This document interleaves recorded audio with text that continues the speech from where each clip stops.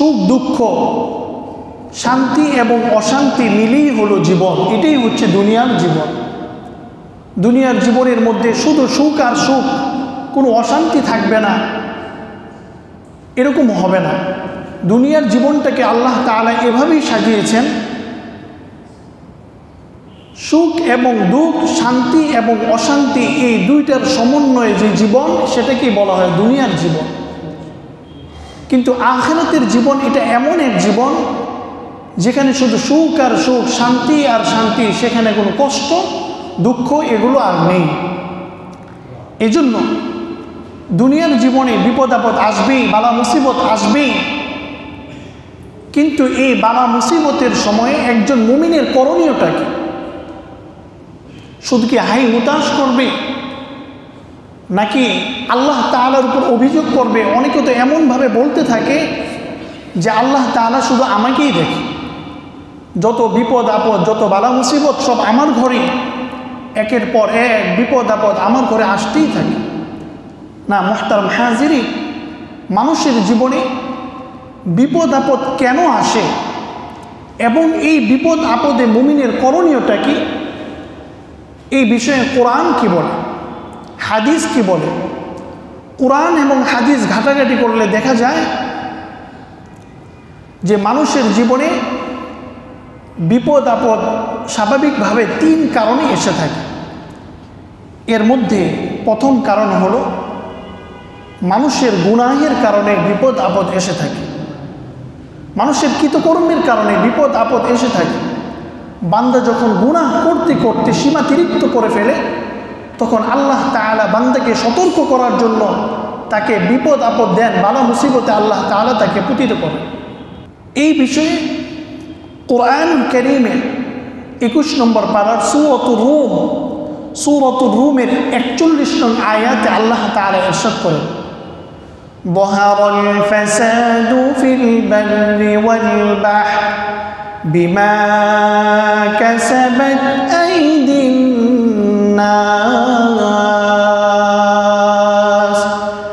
লিয়ুযীকাহুম বা'দাল্লাযী আমিলু লাআল্লাহুম ইয়ারজিউন। আল্লাহ তাআলা এই সূরা রুমের 41 নং আয়াতের মধ্যে আল্লাহ তাআলা ইরশাদ করেন যে তোমরা জলে এবং স্থলে যত বিপদ আপদ, যত বালা মুসিবত তোমরা দেখবে, ফাবিমা কাসাবাত আইদিন নাস, এগুলো মানুষের হাতের কামাই। আমি আল্লাহ তাআলা মাঝে মাঝে এরকম বিপদ আপদ দেই, লাআল্লাহুম ইয়ারজিউন, যাতে আমার বান্দা আবার ফিরে আসে, তওবা করে। এই জন্য আল্লাহ তাআলা গুনাহের কারণে বান্দার উপর বিপদ আপদ এসে থাকে।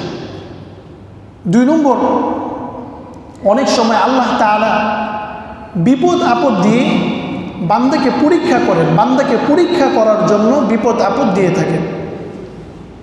এই বিষয়ে কোরআন কারীমে সূরাতুল বাকারার মধ্যে আল্লাহ তাআলা ইরশাদ করেন, وَلَنَبْلُوَنَّكُمْ بِشَيْءٍ مِّنَ الْخَوْفِ وَالْجُوعِ وَنَقْصٍ مِّنَ الْأَمْوَالِ وَالْأَنفُسِ وَالثَّمَرَاتِ وَبَشِّرِ الصَّابِرِينَ। আল্লাহ তাআলা এই আয়াতে কারীমার মধ্যে ইরশাদ করেন, ওয়ালানাবলুওয়ান্নাকুম, আমি আল্লাহ অবশ্যই তোমাদেরকে পরীক্ষা করব কিছু জিনিসের মাধ্যমে। মিনাল খৌফ, কোনো সময় আমি আল্লাহ তোমাদেরকে ভয় ভীতির মাধ্যমে, ভীতি সঞ্চার করার মাধ্যমে তোমাদেরকে পরীক্ষা করব। ওয়াল জু', কোনো সময় আমি আল্লাহ তোমাদেরকে পরীক্ষা করব দুর্ভিক্ষ দিয়ে, মহামারী দিয়ে, তোমাদেরকে অভাব অনাহারে রেখে, ক্ষুধার্ত রেখে কোনো সময় আমি পরীক্ষা করব। ওয়ানাকসিম মিনাল আমওয়ালি ওয়াল আনফুসি ওয়াস সামারাত, এবং কোনো সময় আমি তোমাদেরকে পরীক্ষা করব তোমাদের জান এবং মাল এগুলোকে হ্রাস করার মাধ্যমে। তো আল্লাহ তাআলা এই আয়াতে কারীমার মধ্যে বলতেছে, বান্দা আমি তোমাদেরকে অবশ্যই অবশ্যই পরীক্ষা করব কিছু জিনিসের মাধ্যমে। এক নম্বর হলো তোমাদেরকে ভয় ভীতির মাধ্যমে মাঝে মাঝে পরীক্ষা করা হবে। ওয়াল জুর, কোনো কোনো সময়ে আমি তোমাদেরকে দুর্ভিক্ষ দিয়ে ক্ষুধার্ত রেখে তোমাদেরকে পরীক্ষা করব। ওয়া নাকসিম মিনাল আমওয়ালি ওয়াল আনফুসি ওয়াস সামারাত, এবং কোনো কোনো সময় আমি তোমাদেরকে তোমাদের জান এবং মাল হ্রাস করার মাধ্যমে তোমাদের সম্পদ আমি কমিয়ে দিব, আর্থিক সমস্যা দেখা দিবে। ওয়াল আনফুস, তোমার থেকে তোমার সন্তানকে ছিনিয়ে নেওয়া হবে, তোমার স্ত্রীকে ছিনিয়ে নেওয়া হবে, কিছুদিন পরে তুমি নিজেও চলে যাবে। এভাবে আমি তোমাদেরকে পরীক্ষা করব। ওয়াস সামারাত, এবং তোমাদের ফসলাদি এগুলো আমি কোনো কোনো সময় হ্রাস করার মাধ্যমে, এগুলো নষ্ট করার মাধ্যমে আমি তোমাদেরকে পরীক্ষা করব। এই পরীক্ষার মধ্যে আমার যে বান্দা ধৈর্য ধারণ করবে, আল্লাহ তাআলা সুসংবাদ দিচ্ছেন, ওয়াবাশশিরিস সাবিরিন, যে হে নবী আপনি তাদেরকে, যারা ধৈর্যশীল তাদেরকে আপনি সুসংবাদ দিয়ে দিন। তাহলে আমরা যেটা বলতেছিলাম যে মানুষের জীবনে বিপদ আপদ আসে তিন কারণে। এক নম্বর হলো গুনাহের কারণে, মানুষের কৃতকর্মের কারণে। এই বিষয়ে আমরা দলিল দিলাম সূরাতুর রুমের 41 নং আয়াত। এরপর বললাম যে মানুষের জীবনে কখনো কখনো বিপদ আপদ আসে, আল্লাহ তাআলা বান্দাকে পরীক্ষা করেন বিপদ আপদ দিয়ে। এই বিষয়ে সূরাতুল বাকারা 153-54 নং আয়াতে আল্লাহ তাআলা ইরশাদ করেছেন।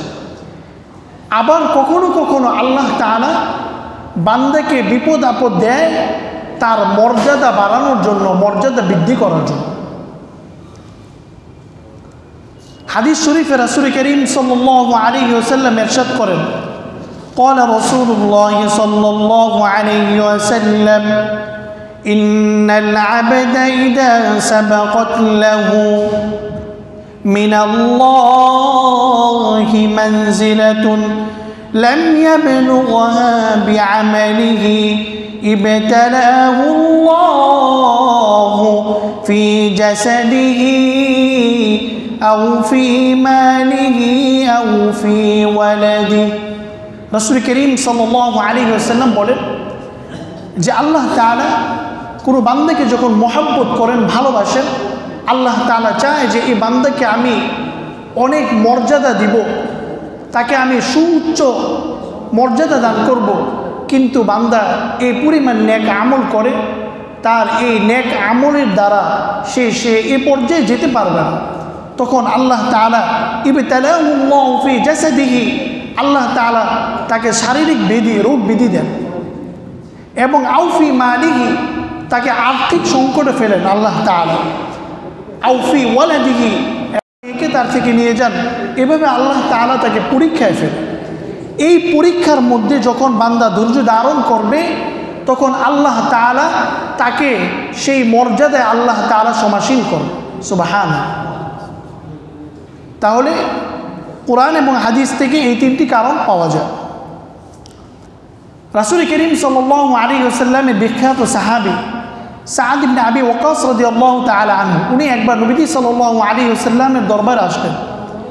এসে প্রশ্ন করলেন, আশাদ্দুন নাসি বালাআন ইয়া রাসূলুল্লাহ, ওগো আল্লাহর নবীজি, পৃথিবীর মধ্যে সবচেয়ে কষ্টে, সবচেয়ে বিপদ আপদে কারা সবচেয়ে বেশি, পৃথিবীর মধ্যে সবচেয়ে বেশি কষ্টের সম্মুখীন হবে কারা, সবচেয়ে বেশি বিপদ আপদের সম্মুখীন হবে কারা? এটা সাদ বিন আবি ওয়াক্কাস রাদিয়াল্লাহু তাআলা আনহু নবী সাল্লাল্লাহু আলাইহি ওয়াসাল্লামকে জিজ্ঞেস করলেন। তখন নবী সাল্লাল্লাহু আলাইহি ওয়াসাল্লাম যে উত্তরটা দিলেন, قال رسول الله صلى الله عليه وسلم أشد الناس بلاء الأنبياء ثم الأمثل فالأمثل। নবী সাল্লাল্লাহু আলাইহি ওয়াসাল্লাম বললেন, পৃথিবীর মধ্যে সবচেয়ে বেশি বিপদ আপদের সম্মুখীন হবে, সবচেয়ে বেশি বালা মুসিবতের সম্মুখীন হবে, সবচেয়ে বেশি কষ্টে থাকবে যারা আল্লাহ তাআলার সবচেয়ে বেশি প্রিয়। তাহলে পৃথিবীর মধ্যে সবচেয়ে বেশি প্রিয় কারা? নবী এবং রাসূলগণ আল্লাহ তাআলার সবচেয়ে বেশি প্রিয়। তো নবীজি সাল্লাল্লাহু আলাইহি ওয়াসাল্লাম বলেন যে পৃথিবীর মধ্যে সবচেয়ে বেশি বিপদ আপদ, বালা মুসিবত এবং কষ্টের সম্মুখীন হবে নবী এবং রাসূলগণ। যেমন আমরা পৃথিবীর শুরু থেকে নিয়ে এই পর্যন্ত আমরা দেখেছি, তারিখের কিতাব ঘাটাঘাটি করলে দেখা যায় হযরত আদম আলাইহিস সালামকে আল্লাহ তাআলা জান্নাত থেকে বের করে দিয়েছেন।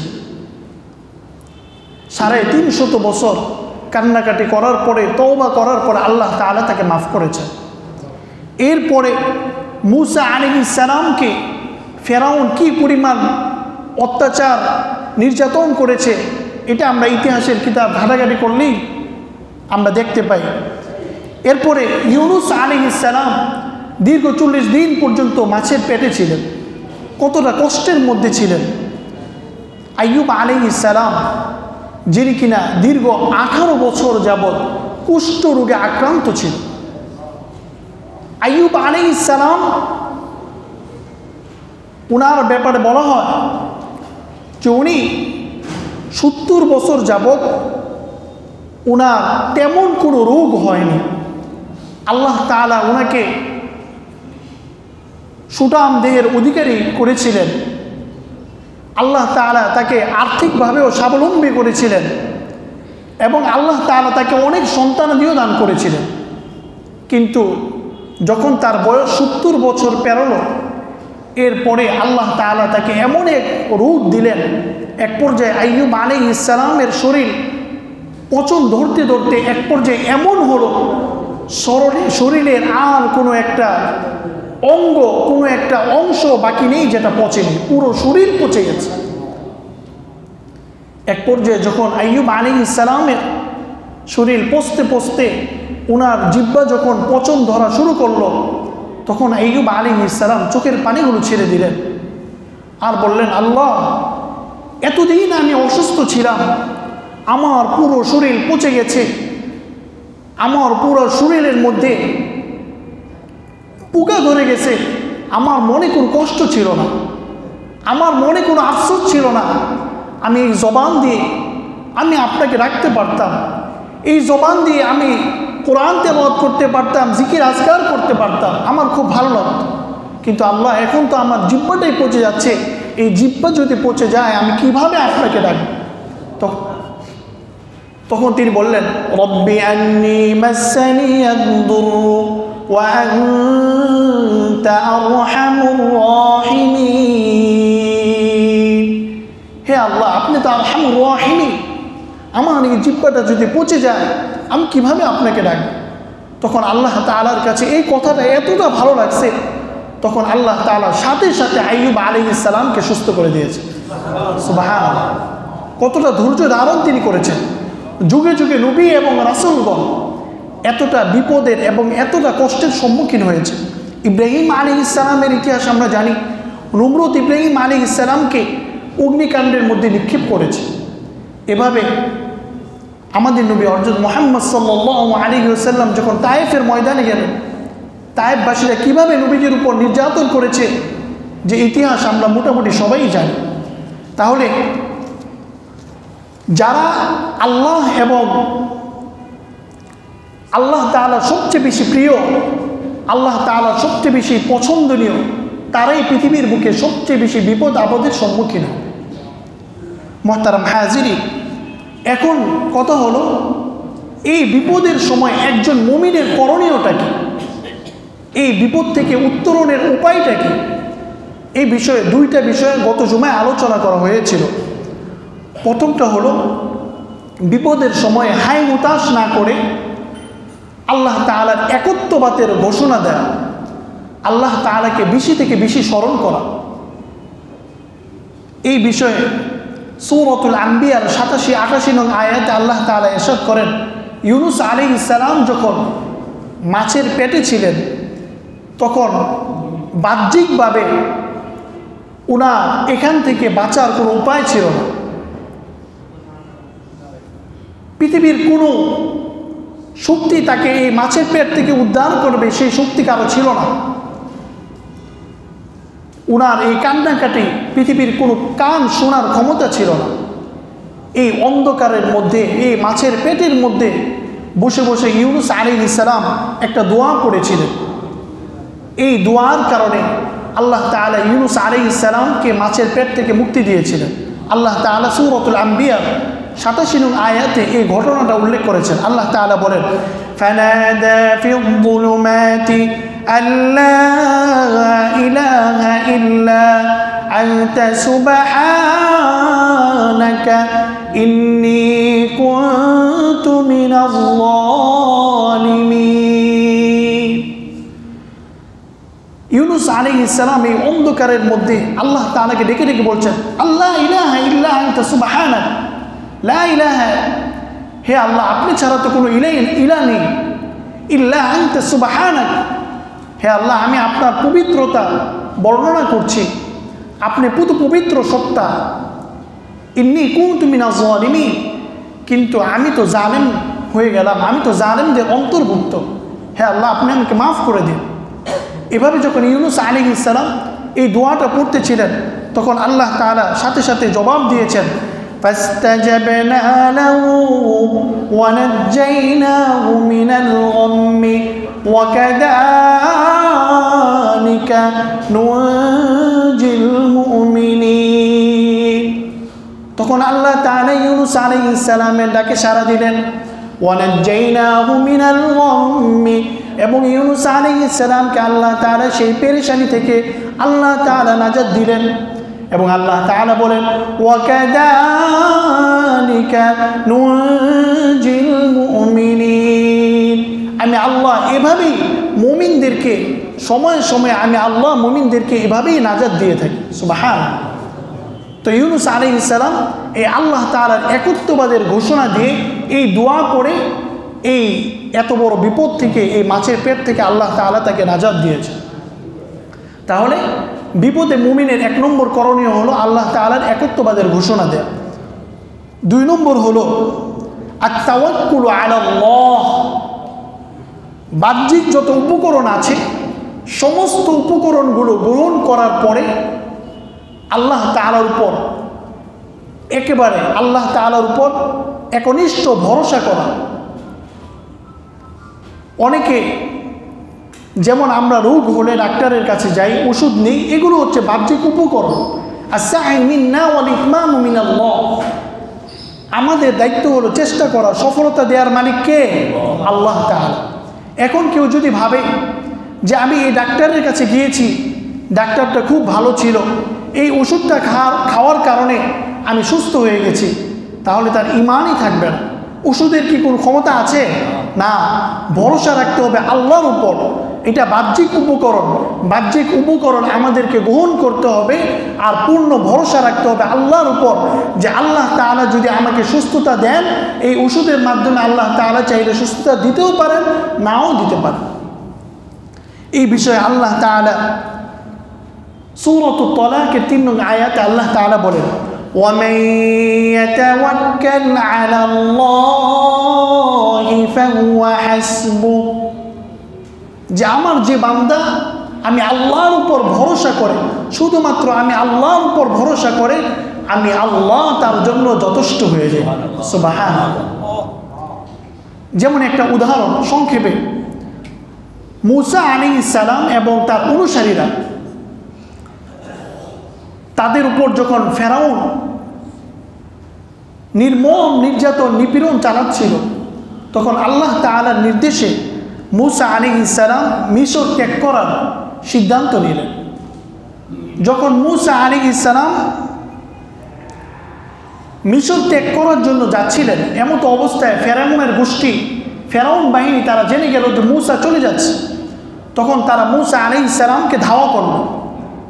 তখন মূসা আলাইহিস সালাম এমন এক পরিস্থিতিতে পড়লেন, সামনে হলো সমুদ্র, পিছনে হলো শত্রু বাহিনী, যাওয়ার কোনো উপায় নেই। সামনে গেল মরা, পিছনে গেল মরতে হবে, বাঁচার কোনো উপায় নেই।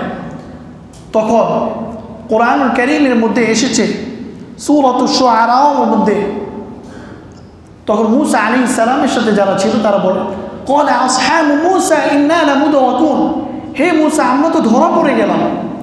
তখন মূসা আলাইহিস সালাম যে কথাটা বলেছিলেন, ক্বালা কাল্লা ইন্ন ইন্না মাইয়া রব্বি সায়াহদিন। তখন মূসা আলাইহিস সালাম বললেন, কুশ্চিন কালেও নয়, ইন্না মাইয়া রব্বি, আমার রব আমার সাথে আছেন, সায়াহদিন, অবশ্যই তিনি একটা পথ বের করে দিবেন। সুবহানাল্লাহ। এই আল্লাহ তাআলার উপর, শুধুমাত্র আল্লাহর উপরেই ভরসা ছিল, তাওয়াক্কুল ছিল, আর আল্লাহ তাআলাও সাথে সাথে গায়বীভাবে সাহায্য পাঠিয়ে দিলেন। আল্লাহ তাআলা সাথে সাথে ওহী নাযিল করলেন। ফাআওহাইনা ইলা মূসা, আল্লাহ তাআলা মূসা আলাইহিস সালামের কাছে ওহী পাঠালেন, আনিদরিব বিআসাকাল বাহর, হে মূসা তুমি তোমার লাঠি দিয়ে সমুদ্রে আঘাত করো।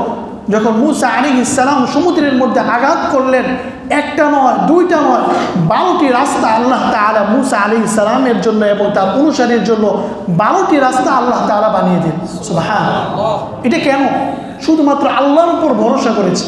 এই জন্য আল্লাহ তাআলা বলেন, ওয়ামান ইয়াতাওয়াক্কাল আলাল্লাহি ফাহুয়া হাসবুহ, আমার বান্দা যখন শুধুমাত্র আমার উপরই ভরসা করে, তখন আমি আল্লাহ তার জন্য যথেষ্ট হয়ে যাই। সুবহানাল্লাহ। কিন্তু আমাদের তাওয়াক্কুলটা তো এরকম হয় না। আমরা মনে করি আমার ব্যবসা আমাকে খাওয়ায়। না ভাই, খাওয়ায় তো আল্লাহ তাআলা, ব্যবসা হলো একটা মাধ্যম। মুহতারাম হাজিরিন, 3 নম্বর করণীয় মুমিনের, বিপদের সময় মুমিনের 3 নম্বর করণীয় হলো তারকুল মাআসি ওয়া রুজুউ ইলাল্লাহ, গুনাহ ছেড়ে দেওয়া এবং তওবা করে আল্লাহর দিকে ফিরে আসা। যখনই কোনো বিপদের সম্মুখীন হবেন, যখনই কোনো বালা মুসিবত আসবে, তখনই আপনাকে ভাবতে হবে, হয় আমার কোনো গুনাহের কারণে, অথবা আমার পরিবারের কোনো গুনাহের কারণে, অথবা আমার প্রতিবেশীর কোনো গুনাহের কারণে, অথবা আমার সমাজের কোনো গুনাহের কারণে, অথবা আমার দেশের কোনো গুনাহের কারণে, অথবা আমার রাষ্ট্রের সবার গুনাহের কারণে আল্লাহ তাআলা আমাদের উপর বিপদ আপদ দিয়েছেন। এটা আল্লাহ তাআলা কুরআনুল কারীমের মধ্যে বলে দিয়েছে, সূরাতুর রুমের 41 নং আয়াতে, যাহারাল ফাসাদু ফিল বাররি ওয়াল বাহর বিমা কাসাবাত আইদিন নাস। জলে এবং স্তরে তোমরা যে বিপদ আপদ বালা মুসিবত দেখতে পাও, এগুলো তোমাদের হাতের কামাই, মানুষের হাতের কামাই। এই জন্য গুনাহ ছেড়ে দিতে হবে এবং তওবা করে আল্লাহ তাআলার কাছে ফিরে আসতে হবে। আলী রাদিয়াল্লাহু তাআলা আনহু বলেন, ওয়ামা রুফিয়া আনহুম ইল্লা বিতাওবাতিন, আল্লাহ তাআলা পৃথিবীর থেকে বালা মুসিবত উঠিয়ে নিয়েছেন শুধুমাত্র একটি আমলের কারণে, একটি আমলের দ্বারা। সে আমলটা কি? ইল্লা বিতাওবাতিন, তাওবার মাধ্যমে আল্লাহ তাআলা মানুষের থেকে বিপদ আপদ বালা মুসিবত উঠিয়ে নিয়েছেন।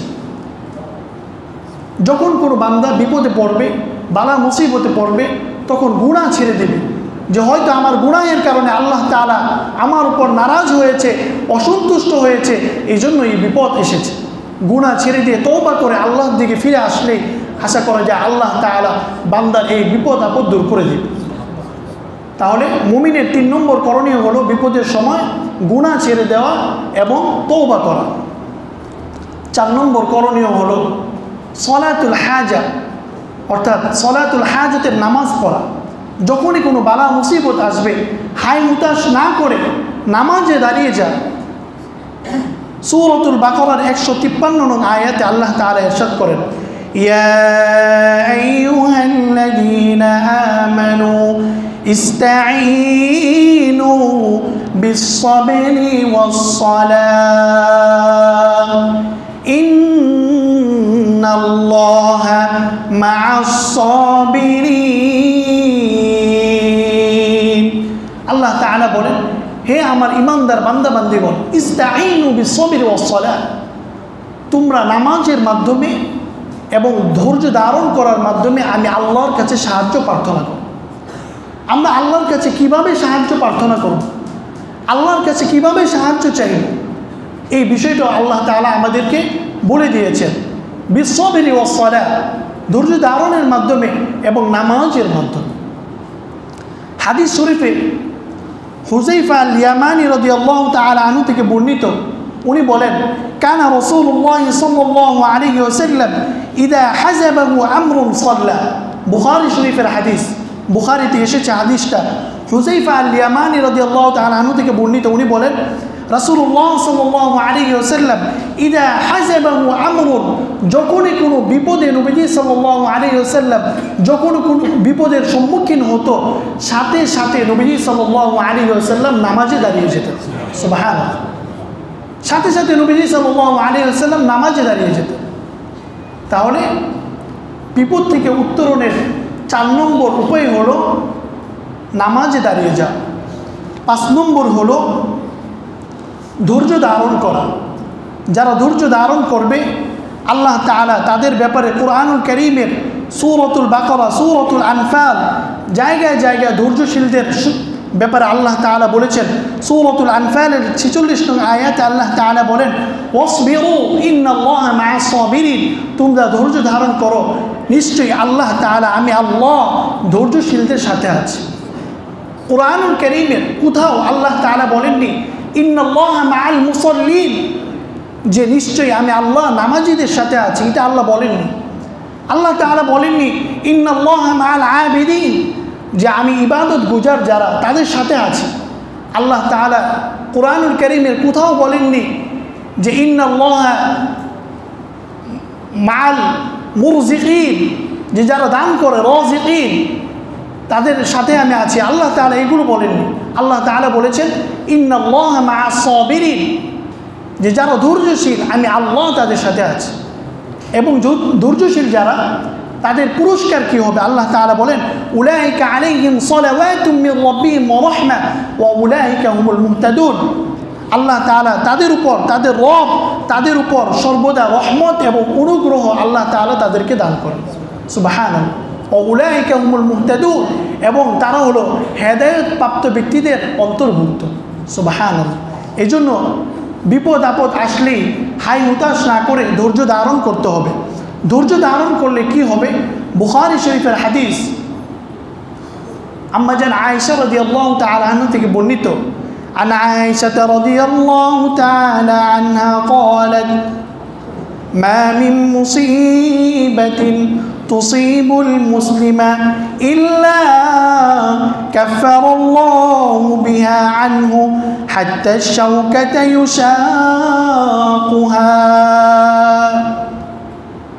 নবীজি সাল্লাল্লাহু আলাইহি ওয়াসাল্লাম বলেন, আম্মা জান আয়েশা থেকে বর্ণিত বুখারী শরীফের হাদিস, যখন কোনো মুসলমান বিপদের সম্মুখীন হয়, বালা মুসিবতের সম্মুখীন হয়, যখনই কোনো মুসলমান বিপদে আক্রান্ত হয় এবং সে এই বিপদের মধ্যে ধৈর্য ধারণ করে, নবীজি বলেন কাফফারাল্লাহু বিহা আনহু, আল্লাহ তাআলা এই ধৈর্য ধারণ করার মাধ্যমে আল্লাহ তাআলা তার জীবনের সমস্ত গুনাহ খাতাগুলো আল্লাহ তাআলা মাফ করে দেন। সুবহানাল্লাহ। হাদিসের শাকুহা, যে বান্দা গুনাহ করতে করতে গুনাহর পাহাড় হয়ে গেছে, যখন বান্দার উপর বালা মুসিবত আল্লাহ তাআলা দেন আর এই বালা মুসিবতের মধ্যে বান্দা ধৈর্য ধারণ করতে থাকে, আল্লাহ তাআলা এই ধৈর্য ধারণের মাধ্যমে তার এই গুনাহের পাহাড়গুলো আল্লাহ তাআলা কাটতে থাকেন। কাটতে কাটতে এক পর্যায়ে এমন হয় যে বান্দার জীবনে কোনো গুনাহই নেই। সুবহানাল্লাহ। আরেক হাদিসে রাসূল করিম সাল্লাল্লাহু আলাইহি ওয়াসাল্লাম বলেন, আনাস ইবনে মালিক থেকে বর্ণিত, ক্বালা রাসূলুল্লাহ সাল্লাল্লাহু আলাইহি ওয়াসাল্লাম ইদা আহাব্বাল্লাহু আবদান সাব্বাল বালা আলাইহি সাব্বান, যখন আল্লাহ তাআলা কোনো বান্দাকে মহব্বত করেন, আল্লাহ তাআলা কোনো বান্দাকে ভালোবাসেন, তখন আল্লাহ তাআলা ওই বান্দার উপর বালা মুসিবত বিপদ আপদ আল্লাহ তাআলা ঢেলে দেন। অথচ আমরা বিপদ আপদ আসলে হাই হুতাশ, যে আল্লাহ শুধু আমাকেই দেখে, যত বিপদ আমার ঘরে। এতদিন আমার ছেলে অসুস্থ ছিল, এখন সুস্থ হয়েছে, আবার মেয়ে অসুস্থ, মেয়ে সুস্থ হয়েছে, আবার স্ত্রী অসুস্থ। একের পর এক বালা মুসিবত বিপদ আপদ আমার এসেই থাকে। অনেকে এমনভাবে আল্লাহর উপর অভিযোগ করতে থাকে। না মুহতারাম হাজিরিন, রাসূল করিম সাল্লাল্লাহু আলাইহি ওয়াসাল্লাম বলেন, ইন্নাল আবদা ইযা সাবাকাত লাহু মিনাল্লাহি মানজিলাতুন লাম ইয়াবলুগহা বিআমালিহি ইবতালাহু আল্লাহু ফি জাসাদিহি আও ফি মালিহি আও ফি ওয়ালাদিহি। যখন আল্লাহ তাআলা কোনো বান্দাকে অনেক বেশি মহব্বত করেন, ভালোবাসেন, আল্লাহ তাআলা চান বান্দাকে অনেক উচ্চ মর্যাদা দিতে, কিন্তু বান্দার নেক আমল এত কম, এই নেক আমল দিয়ে আল্লাহ তাআলা বান্দাকে যে মর্যাদা দিতে চাচ্ছেন সেটা কোনোভাবেই সে পাবে না। তখন আল্লাহ তাআলা তাকে বালা মুসিবত দেয়, তাকে রোগ দেয়, তার সন্তান অসুস্থ হয়, তার মেয়ে অসুস্থ হয়, তার স্ত্রী অসুস্থ হয়, তার সন্তান মারা যায়, তার ব্যবসা খারাপ যায়। এভাবে আল্লাহ তাআলা তাকে বালা মুসিবত দিতে থাকেন। আর এই বালা মুসিবতে যখন সে ধৈর্য ধারণ করতে থাকে, তখন আল্লাহ তাআলা তার জীবনের সমস্ত গুনাহ খাতাগুলো মাফ করে দিয়ে আল্লাহ তাআলা তাকে সেই মর্যাদার সমাসীন করেন। সুবহানাল্লাহ। মুহতারাম হাজিরিন, এই জন্য বালা মুসিবত আসলে হাই হুতাশ না করা, ধৈর্য ধারণ করা, কোরআন এবং হাদিসের আলোকে যে কথাগুলো বলা হলো, বিপদ আপদের মধ্যে বালা মুসিবতে মুমিনের করণীয় হলো, 1 নম্বর করণীয় হলো আল্লাহ তাআলার একত্ববাদের ঘোষণা দেয়া। যেমন ইউনূস আলাইহিস সালাম দিয়েছেন, লা ইলাহা ইল্লা আনতা সুবহানাকা ইন্নী কুনতু মিনাজ জালিমিন। এই দোয়াটা বেশি বেশি পাঠ করা, আল্লাহকে বেশি বেশি স্মরণ করা। 2 নম্বর হলো বিপদের সময় মুমিনের করণীয় আর তাওয়াক্কুল আলাল্লাহ, আল্লাহ তাআলার উপর ভরসা রাখা। বাহ্যিক উপকরণগুলো গ্রহণ করার পর আল্লাহ তাআলার উপর ভরসা রাখতে হবে। 3 নম্বর হলো তারকুল মাআসি ওয়ার রুজু' ইলাল্লাহ। কোনো গুনার অভ্যাস থাকলে গুনাহগুলো ছেড়ে দিয়ে, গুনার অভ্যাস ছেড়ে দিয়ে আল্লাহ তাআলার কাছে তওবা করে আল্লাহ তাআলার কাছে আবার ফিরে আসা। 4 নম্বর হলো কোনো বিপদ আপদ আসলে কানা রাসূলুল্লাহ সাল্লাল্লাহু আলাইহি ওয়াসাল্লাম ইদা হাযাবাহু আমরুন সাল্লা, নবী সাল্লাল্লাহু আলাইহি ওয়াসাল্লাম যখনই কোনো বিপদ আপদ আসতেন সাথে সাথে নামাজে দাঁড়িয়ে যেতেন। আর আল্লাহ তাআলা কোরআনুল কারীমে সূরাতুল বাকারার মধ্যে বলেছেন, ইয়া আইয়ুহাল্লাযীনা আমানু ইসতাঈনু বিস-সাবরি ওয়াস-সালাহ। হে আমার ঈমানদার বান্দাগণ, তোমরা আমি আল্লাহর কাছে সাহায্য চাও। কিভাবে চাইবে? বিস-সাবরি ওয়াস-সালাহ, ধৈর্য ধারণ করার মাধ্যমে এবং নামাজের মাধ্যমে। 5 নম্বর করণীয় হলো ধৈর্য ধারণ করা, বিপদের সময় ধৈর্য ধারণ করা। বিপদের সময় যদি বান্দা ধৈর্য ধারণ করে, হাদিসের মধ্যে রাসূল করিম সাল্লাল্লাহু আলাইহি ওয়াসাল্লাম বলেন, আল্লাহ তাআলা মা মিন মুসিবাতিন তুসিবুল মুসলিমা ইল্লা কাফফারাল্লাহু বিহা আনহা হাত্তা শাওকাতা ইউশাকুহা। বান্দা যখন বালা মুসিবতের মধ্যে আক্রান্ত হবে আর এই মুসিবতের মধ্যে যখন বান্দা ধৈর্য ধারণ করবে, আল্লাহ তাআলা এই ধৈর্য ধারণের কারণে আল্লাহ তাআলা তার জীবনের সমস্ত গুনাহ খাতাগুলো মাফ করে দিবেন। সুবহানাল্লাহ। 6 নম্বর করণীয় হলো বেশি বেশি ইস্তিগফার পড়া, আস্তাগফিরুল্লাহ এটা পড়া। কোরআনুল কারীমে আল্লাহ তাআলা এটা ইরশাদ করেছেন সূরাতুন নূহের মধ্যে, ফাকুলতু ইস্তাগফিরু রাব্বাকুম ইন্নাহু কানা গফফারা। ইস্তাগফিরু রাব্বাকুম, হে আমার বান্দারা, তোমরা যদি কোনো গুনাহ করে ফেলো, কোনো বালা মুসিবতে আক্রান্ত হও, আমি আল্লাহর কাছে ইস্তিগফার করো, ক্ষমা প্রার্থনা করো। ইন্নাহু কানা গফফারা, কেননা আমি আল্লাহ হলাম ক্ষমাশীল। ইউরসিলিস সামাআ আলাইকুম মিদরারা, দুনিয়ার মধ্যে যদি দুর্ভিক্ষ দেখা দেয়, বৃষ্টি না আসে, বেশি বেশি ইস্তিগফার পড়ো। আল্লাহ তাআলা বলেন, ইউরসিলিস সামাআ আলাইকুম মিদরারা, আমি আল্লাহ আসমান থেকে বৃষ্টি দান করব। কারো সন্তান হয় না, আল্লাহ তাআলা বলেন, ওয়ায়ুমদিদুকুম বিআমওয়ালিন ওয়া বানিন, বেশি বেশি ইস্তিগফার পড়ো, আমি আল্লাহ সন্তান দান করব। কারো আর্থিক সমস্যা আছে, আল্লাহ তাআলা বলেন, ওয়ায়ুমদিদুকুম বিআমওয়ালিন ওয়া বানিন, বেশি বেশি ইস্তিগফার পড়ো, আমি আল্লাহ তোমার আর্থিক সমস্যা দূর করে দেব। সুবহানাল্লাহ।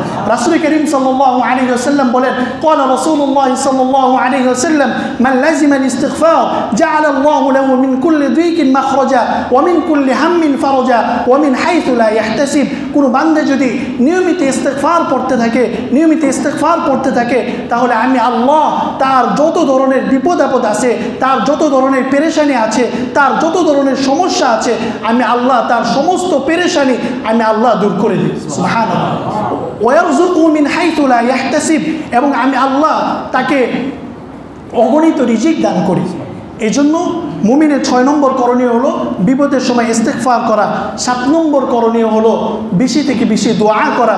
রাসূল করিম সাল্লাল্লাহু আলাইহি ওয়াসাল্লাম বলেন, ক্বালা রাসূলুল্লাহ সাল্লাল্লাহু আলাইহি ওয়াসাল্লাম আদ-দুআউ ইয়াউদ্দুল বালা, দুআর মাধ্যমে আল্লাহ তাআলা বান্দার বিপদ আপদ দূর করে দেন।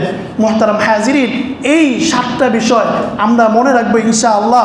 আল্লাহ তাআলা যখনই কোনো বিপদ আপদ আসবে, শুধু হাই হুতাশ না করে আমরা আল্লাহ তাআলার একত্ববাদের ঘোষণা দিব, লা ইলাহা ইল্লা আনতা সুবহানাক। 2 নম্বর আমরা আল্লাহর তাওয়াক্কুল করব। 4 নম্বর হলো গুনাহের 3 নম্বর গুনাহের কোনো অভ্যাস থাকলে আমরা গুনাহের অভ্যাস ছেড়ে দিব। 4 নম্বর হলো বিপদ আপদ আসলেই আমরা নামাজে দাঁড়িয়ে যাব।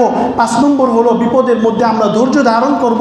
6 নম্বর হলো বিপদ আপদ আসলে আমরা বেশি থেকে বেশি ইস্তেগফার করতে থাকব। 7 নম্বর হলো বিপদ আপদ আসলে আমরা বেশি থেকে বেশি দোয়া কান্নাকাটি করতে থাকবো। আল্লাহ তাআলা আমাদের সবাইকে বিপদ আপদ আসলে হাই হুতাশ না করে, আল্লাহ তাআলার উপর অভিযোগ না দিয়ে আমরা এই 7টা যে বিষয় আছে কোরআন এবং হাদিসকে সামনে রেখে আল্লাহ তাআলা আমাদেরকে এগুলো আমল করার তৌফিক দান করুন। আমিন। ওয়া আখির দাওয়ানা আলহামদুলিল্লাহি রাব্বিল আলামিন। আসসালামু আলাইকুম ওয়া রাহমাতুল্লাহি ওয়া বারাকাতুহু।